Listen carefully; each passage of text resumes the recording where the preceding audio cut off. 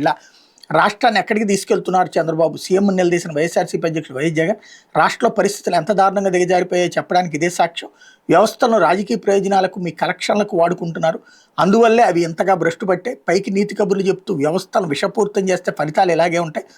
రాజకీయ ప్రత్యర్థులపై కేసులు పెట్టడం, వేధించడంపై ఎంతో శ్రద్ధ చూపిస్తారుగా, అందులో కొంతైనా శాంతి భద్రతలపై పోలీసు వ్యవస్థ ప్రక్షాళనపై పెట్టండి.